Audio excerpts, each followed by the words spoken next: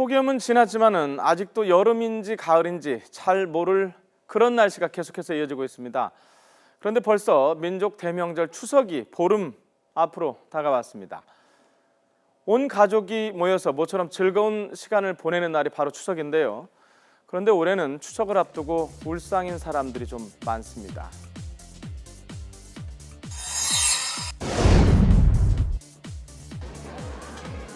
유통업계는 추석을 불과 보름 앞두고 있는 상황에서 명절 특수를 누리지 못하고 있습니다.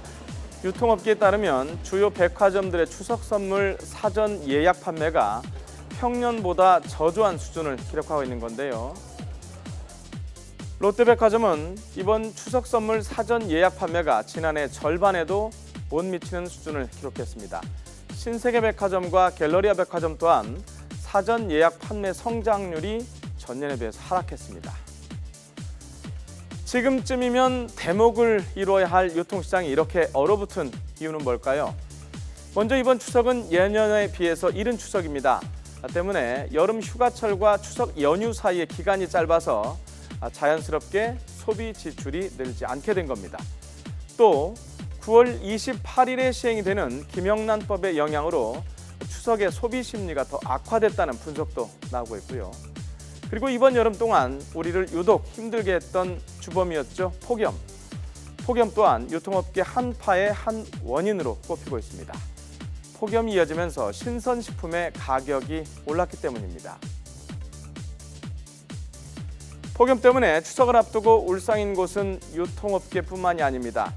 추석 대목을 앞두고 농어민들은 그저 무심한 하늘만 쳐다볼 수밖에 없는데요. 폭염과 가뭄 때문에 가축과 어류 수백만 마리가 떼죽음을 당했고 농작물은 열기를 버티지 못하고 타버린 경우도 많았습니다. 고소온에 이렇게 많은 고기가 죽어가지고 안 좋은데 적조까지 와버리면은 이 어민들은 어떻게 할 방법이 없습니다.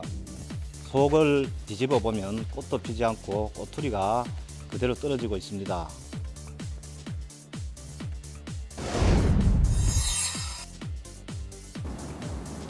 네, 추석을 앞두고 일부 직장인들도 울상인데요.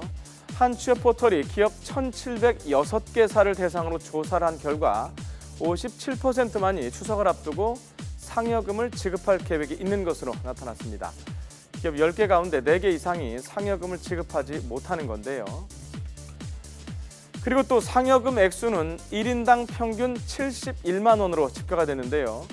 그런데 상여금의 지급액만 놓고 볼 때 기업 형태별로 아주 큰 차이가 있었습니다. 대기업의 1인당 상여금은 평균 146만 원으로 중소기업의 69만 원보다 2배 이상 많았습니다.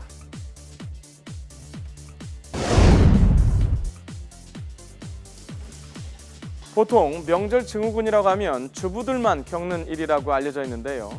최근에는 남편들도 명절 증후군을 호소하는 사람들이 늘어나고 있습니다. 남편들이 겪는 명절 증후군에는 어떤 것들이 있는지 한번 보겠습니다. 먼저 장거리 운전을 하고 성묘를 다녀오다가 보면 몸이 피곤해집니다. 또 최근에 맞벌이 부부가 증가하면서 잦아지고 있는 장모와 사위 간의 갈등, 장서 갈등이라고 하죠. 장서 갈등도 남편들이 겪는 명절 증후군의 하나로 꼽힙니다.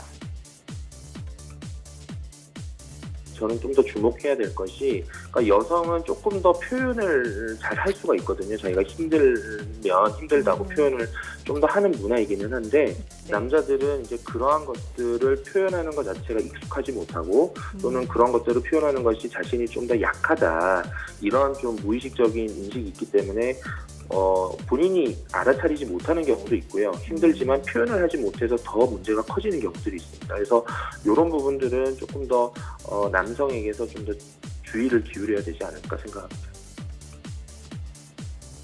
경기 침체와 물가 폭등 그리고 여러 가지 상황으로 다른 해에 비해서는 조금 덜 신나는 추석이 될지도 모르겠습니다. 하지만 이런 말이 있죠. 더도 말고 덜도 말고 한가위만 같아라. 마음만큼은 대보름달처럼 환한 추석이 됐으면 좋겠습니다.